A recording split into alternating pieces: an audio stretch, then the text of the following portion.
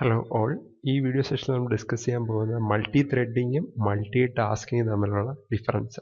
Okay, അപ്പം multi threading എന്ന് പറയുന്ന പ്രോഗ്രാമിംഗ് കോൺസെപ്റ്റിൽ എന്താ ചെയ്യുന്നതെന്ന് വെച്ച് കഴിഞ്ഞാൽ ഒരു പ്രോഗ്രാം എടുത്തിട്ട് അതിന് രണ്ടോ അതിൽ കൂടുതലോ സബ് പ്രോഗ്രാംസ് അല്ലെങ്കിൽ സബ് പ്രോസസ് ആയിട്ട് നമ്മൾ എന്ത് ചെയ്യും, ഡിവൈഡ് ചെയ്യും. എന്നിട്ട് അത് നമുക്ക് എന്ത് ചെയ്യാൻ പറ്റും, പാരലി എക്സിക്യൂട്ട് ചെയ്യാൻ പറ്റും.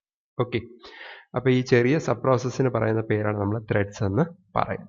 ഓക്കെ, ഇനി മൾട്ടി ടാസ്കിങ് എന്ന് പറഞ്ഞു കഴിഞ്ഞാൽ ഒരു ഓപ്പറേറ്റിംഗ് സിസ്റ്റം കോൺസെപ്റ്റ് ആണ്.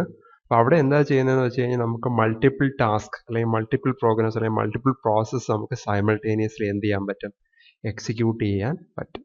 ഓക്കെ, ഇനി മൾട്ടി ത്രെഡിങ്ങിനകത്തുള്ള ഏറ്റവും സ്മോളസ്റ്റ് യൂണിറ്റ് എന്ന് പറയുന്ന ഒരു ത്രെഡാണ്. ഓക്കെ, ഇനി മൾട്ടി ടാസ്കിങ്ങിനകത്ത് ഉള്ള ഒരു സ്മോളസ്റ്റ് യൂണിറ്റ് എന്ന് പറയുന്ന ഒരു പ്രോസസ്സാണ്. ഓക്കെ, ഇനി മൾട്ടി ത്രെഡിങ്ങിനകത്ത് ഒരു പ്രോഗ്രാം അല്ലെങ്കിൽ ഒരു പ്രോസസ്സിനകത്തുള്ള പാർട്ട് ഓഫ് പ്രോസസ് അല്ലെങ്കിൽ സബ് പ്രോസസ് ആയിരിക്കും നമുക്ക് എന്ത് ചെയ്യുന്നത്, സൈമൾട്ടേനിയസ് ആയിട്ട് എക്സിക്യൂട്ട് ചെയ്യാൻ പറ്റുന്നത്. അതാണ് നമ്മുടെ മൾട്ടി ത്രെഡിങ് സപ്പോർട്ട് ചെയ്യുന്നത്. നമ്മുടെ ഒരു പ്രോസസ്സിനകത്തുള്ള തന്നെ പല പല പാർട്സ് നമുക്ക് സൈമൾട്ടേനിയസ് ആയിട്ട് എക്സിക്യൂട്ട് ചെയ്യാൻ പറ്റും. ഇനി മൾട്ടി ടാസ്കിങ്ങിനകത്തെന്ന് വെച്ച് കഴിഞ്ഞാൽ നമുക്ക് മൾട്ടിപ്പിൾ പ്രോഗ്രാംസ് എന്ത് ചെയ്യാൻ പറ്റും, സൈമൾട്ടേനിയസ് ആയിട്ട് എക്സിക്യൂട്ട് ചെയ്യാൻ പറ്റും. ഇനി മൾട്ടി ത്രെഡിങ്ങിൻ്റെ കേസിൽ വരുമ്പം നമ്മുടെ പ്രോസസ്സറിന് പല പാർട്സുകൾ അങ്ങോട്ടും ഇങ്ങോട്ടും സ്വിച്ച് ചെയ്യേണ്ടി വരും, അല്ലെങ്കിൽ പല പല ത്രെഡ്സ് അങ്ങോട്ടും ഇങ്ങോട്ടും സ്വിച്ച് ചെയ്തിട്ടായിരിക്കും അത് എന്ത് ചെയ്യുന്നത്, എക്സിക്യൂട്ട് ചെയ്യുന്നത്. ഇപ്പോൾ ത്രെഡ് 1 എക്സിക്യൂട്ട് ചെയ്തിട്ട് പിന്നെ ത്രെഡ് 5 സ്വിച്ച് ചെയ്ത് ത്രെഡ് 5 ആയിരിക്കും എക്സിക്യൂട്ട് ചെയ്യുന്നത്. അത് കഴിഞ്ഞ് ത്രെഡ് 9 ആയിരിക്കും എക്സിക്യൂട്ട് ചെയ്യുന്നത്. അങ്ങനെ ഒരു പ്രോഗ്രാമിനകത്തുള്ള പല പല പാർട്സ് അല്ലെങ്കിൽ ഒരു പ്രോസസ്സിനകത്തുള്ള പല പല പാർട്സ് ആയിരിക്കും എക്സിക്യൂട്ട് ചെയ്യുന്നത്.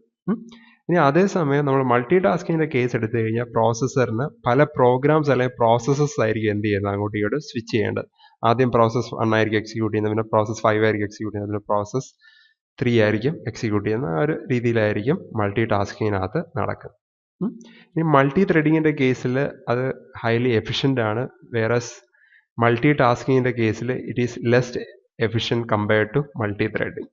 ഓക്കെ, ഇനി മൾട്ടി ത്രെഡിങ് നമ്മൾ മെയിനായിട്ട് എഫിഷ്യൻറ്റ് പ്രോഗ്രാംസ് ഡെവലപ്പ് ചെയ്യാനാണ് നമ്മൾ എന്ത് ഉപയോഗിക്കുന്നത്, മൾട്ടി ത്രെഡിങ് ഉപയോഗിക്കുന്നത്. അതേസമയം എഫിഷ്യൻ്റ് ആയിട്ടുള്ള ഓപ്പറേറ്റിംഗ് സിസ്റ്റം ഡെവലപ്പ് ചെയ്യാൻ നമ്മൾ ഉപയോഗിക്കുന്നത് മൾട്ടി ടാസ്കിങ് ആയിരിക്കും. ഓക്കെ, ഇനി മൾട്ടി ത്രെഡിങ്ങിൻ്റെ കേസ് എടുത്തു കഴിഞ്ഞാൽ, കോണ്ടെക്സ്റ്റ് സ്വിച്ചിങ്ങിൻ്റെ കേസ് എടുത്തു കഴിഞ്ഞാൽ അത് കുറച്ചും കൂടെ കോസ്റ്റ് എഫക്റ്റീവ് ആണ്. അതേസമയം മൾട്ടി ടാസ്കിങ്ങിൻ്റെ കേസ് എടുത്തു കഴിഞ്ഞാൽ കോണ്ടെക്സ്റ്റ് സ്വിച്ചിങ് കുറച്ചും കൂടെ എക്സ്പെൻസീവ് ആണ്. ഓക്കെ, അപ്പോൾ ഈ കോണ്ടെക്സ്റ്റ് സ്വിച്ചിങ് എന്ന് പറഞ്ഞാൽ വേറെ ഒന്നുമല്ല, നമ്മൾ സാധാരണ ഒരു പ്രോസസ്സ് എക്സിക്യൂട്ട് ചെയ്യുക, പ്രോഗ്രാമിൻ റണ്ണിങ് സ്റ്റേറ്റ് ആണ് നമ്മൾ പ്രോസസ്സ് എന്ന് പറയുന്നത്.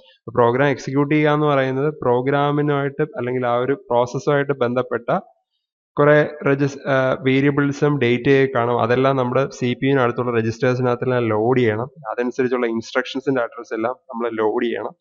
അപ്പോൾ അതെല്ലാമാണ് നമ്മൾ ഈ കോണ്ടെക്സ്റ്റ് സ്വിച്ചിങ് കൊണ്ട് ഉദ്ദേശിക്കുന്നത്. ഓക്കെ, അപ്പോൾ ഒരു പ്രോസസ്സിന് ഡിപ്പെൻഡൻ്റ് ആയിട്ടുള്ള എല്ലാ കാര്യങ്ങളും നമ്മുടെ CPU ആ രജിസ്റ്റേഴ്സിനകത്തോട്ട് ലോഡ് ചെയ്യണം.